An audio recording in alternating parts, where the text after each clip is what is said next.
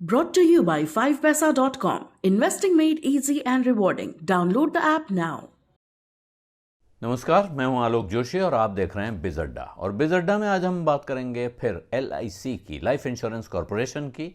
लेकिन उससे पहले आपको याद दिला दूं कि अगर अभी तक आपने नहीं किया है तो अब डाउनलोड कर लें 5 पैसा ऐप, जहां आपको मिलेंगे इन्वेस्ट करने के आइडियाज़, 4000 से ज़्यादा स्टॉक्स की रिसर्च टूल्स, एडवांस प्लेटफॉर्म और एक्सपर्ट एडवाइस भी, वो भी 0% ब्रोकरेज और फ्लैट 20 रुपये पर ट्रेड पर। अब तो सभी को पता है, अब निवेश हुआ आसान और लाभदायक। और अब बात करेंगे एक ऐसे निवेश की जो आसान भी होने वाला है और लाभदायक भी हो सकता है। कितना आसान होगा, कितना लाभदायक होगा, इस सवाल का जवाब जल्दी ही आपके सामने आने वाला है, क्योंकि अब लाइफ इंश्योरेंस कॉरपोरेशन का DRHP फाइल हो रहा है। किसी भी वक्त हो सकता है, आज और कल में।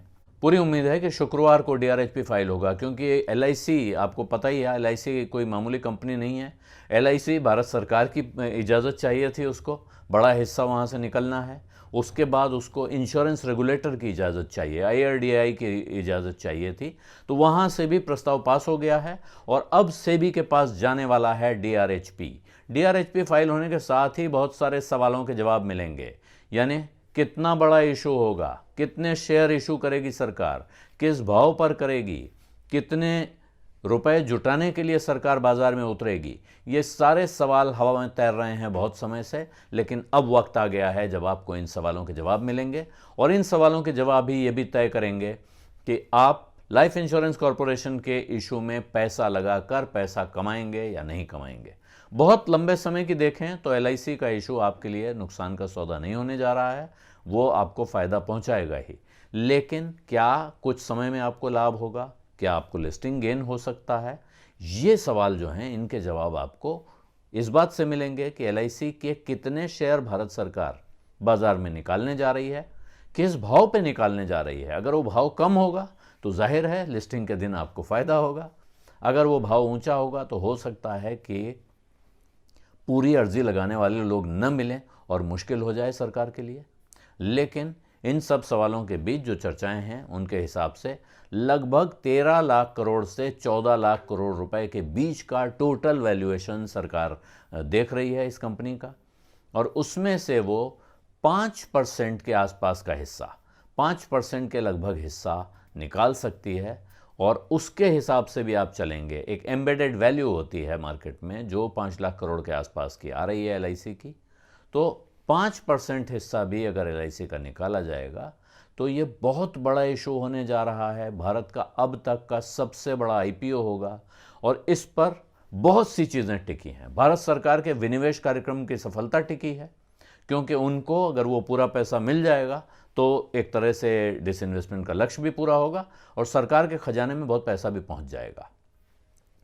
अगर सही भाव पर शेयर इशू होते हैं तो पब्लिक में जिन लोगों को ये शेयर इशू होंगे, उनको अलॉट होंगे, उनके लिए ये लंबे दौर में फ़ायदे का सौदा साबित होने जा रहा है। हो सकता है कम समय में ही फ़ायदा दे दे, और इस वजह से बहुत सारे नए लोग जो बाज़ार में आ रहे हैं उनका उत्साह बढ़ेगा।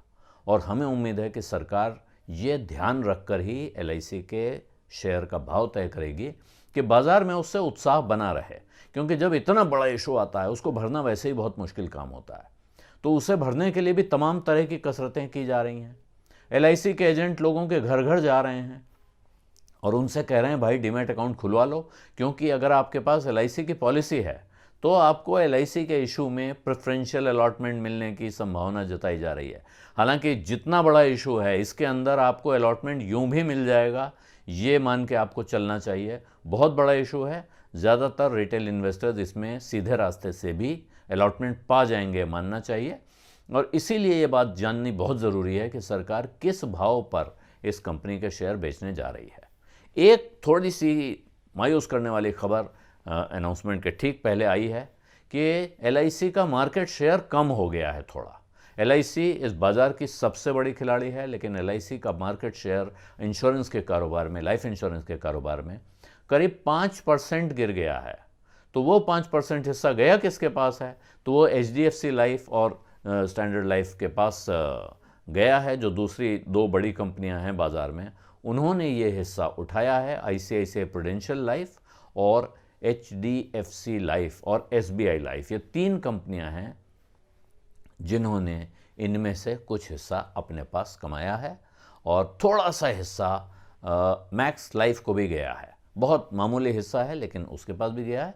तो ये 4 कंपनियों ने कुल मिला के LIC के बाज़ार में से कुछ हिस्सा अपने नाम किया है। तो ये इस वक्त अच्छी खबर नहीं है, लेकिन इसके साथ में अगर आप 5.5 लाख करोड़ रुपए की एम्बेडेड वैल्यू देख रहे हैं, $8 अरब का ये IPO हो सकता है, ये संभावना अभी जताई जा रही है। लेकिन जैसा मैंने पहले कहा कि कितना बड़ा IPO होगा, किस भाव पर आएगा, इससे बहुत कुछ तय होने वाला है। सरकार कितने शेयर निकालेगी इससे तय होगा। ये बात पूरी तरह तय है कि सरकार LIC कोई नए शेयर इशू नहीं करेगी। सरकार अपनी हिस्सेदारी बेच रही है। सरकार के पास जो LIC के शेयर हैं उनमें से कुछ हिस्सा वो बेच रही है, तो इसमें कोई नए शेयर इशू नहीं होंगे।